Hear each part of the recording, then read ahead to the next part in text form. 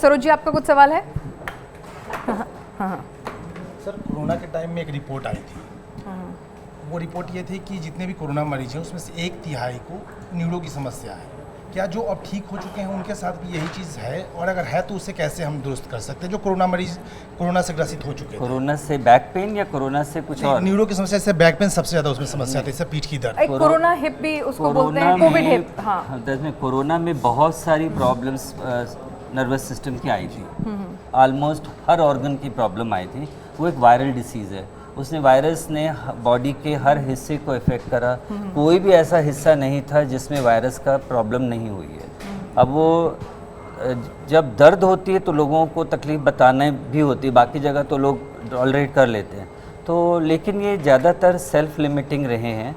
कुछ ही में 1 साल 2 साल 2-2.5 साल अब जो डाटा आ रहे हैं वो कह रहे हैं कि सेल्फ लिमिटिंग है, अपने आप ठीक हो रहे हैं मेजॉरिटी में। कुछ हैं अराउंड 5% 10% में जिनमें ये परमानेंट डैमेज कर गए हैं।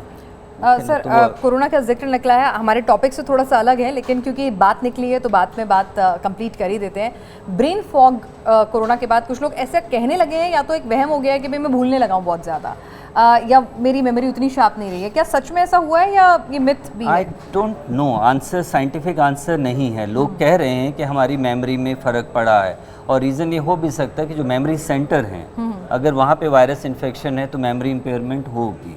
लेकिन उसको पूरी तरह से कॉज इफेक्ट रिलेशनशिप बना के कहें कि कोरोना से ही हो रहा है, I personally do not think that is the case. सवाल जो पिनाज ने पूछा उसी से थोड़ा सा और आगे है कि डिमेंशिया और अल्जाइमर ये कुछ ज़्यादा ही आ रहा है, ऐसा सर्वे वगैरह रिपोर्ट हमने देखी है। तो क्या इसको प्रिवेंट करने के लिए कुछ किया जा सकता है? अभी यंग एज में हम लोग कुछ ऐसे प्रिवेंशन। अच्छा, अब हम बैक से दिमाग में चले जा रहे हैं ना। सर, मैं कह रहा न्यूज़ रूम है, कुछ भी सवाल ठीक है, आएंगे। अच्छा सवाल।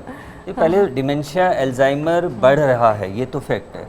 पहले होता था कि 60 के बाद ही होता था, अब हम लोग 40s में भी लोगों को देखने लग रहे हैं कि भूलने की प्रॉब्लम हो रही है।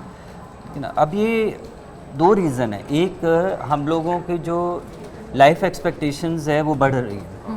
ओके, लोग जो थे पहले 60 साल तक होता था, 60-65 जी लिए हो गए। अब हमारे हिंदुस्तान में 80 क्रॉस करना एक कॉमन घर घर में हो गया कि हेल्थ स्टैंडर्ड्स बढ़े हैं।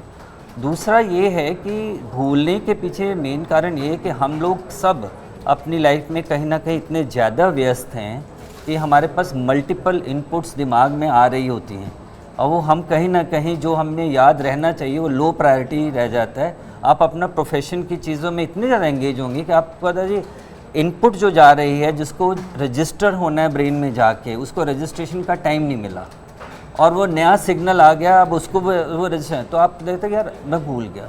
तो too much work, too much stress, too much work में उसकी वजह से भी हो रहा है। It can be genetic also dementia, अगर yes it can be genetics also, it can be genetic also. Okay, तो अगर किसी के पेरेंट्स को है तो क्या उसे कुछ अर्ली चेकअप्स कराने से कुछ मदद मिल सकती है? I don't think so. जब तक आपको तकलीफ नहीं है, मेरी एडवाइस ये है कि आप डॉक्टर के पास मत जाओ।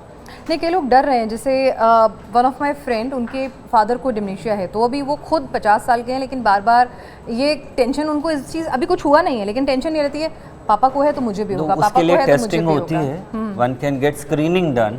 कुछ अर्ली क्वेश्चनर्स होते हैं, आप उन क्वेश्चनर को अटेम्प्ट करिए। अगर उसमें आपको हिंट मिल जाता है कि हाँ आपके पास अर्ली डिमेंशिया के फीचर्स हैं, तब तो उस तरह की एडवाइस लेनी बनती है। अगर आपने उस क्वेश्चनर में आपको लगा कि ठीक है, जब मान लिया आपका स्कोर कुछ आना था और आप उस स्कोर में आ रहे हैं, तो इट्स ओके, कोई ज़रूरत नहीं। ज़रूरी नहीं।